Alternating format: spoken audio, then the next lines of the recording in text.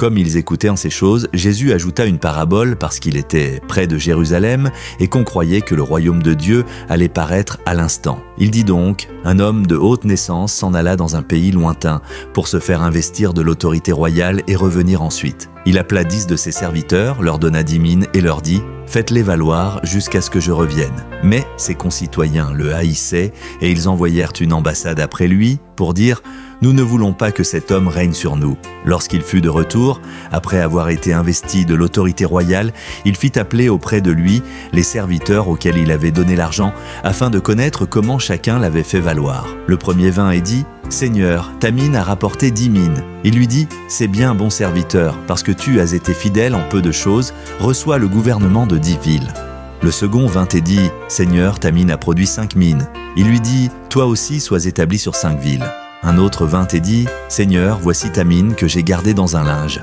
Car j'avais peur de toi, parce que tu es un homme sévère, tu prends ce que tu n'as pas déposé, et tu moissonnes ce que tu n'as pas semé. » Il lui dit « Je te juge sur tes paroles, méchant serviteur. Tu savais que je suis un homme sévère, prenant ce que je n'ai pas déposé et moissonnant ce que je n'ai pas semé. Pourquoi donc n'as-tu pas mis mon argent dans une banque, afin qu'à mon retour, je le retire avec un intérêt ?»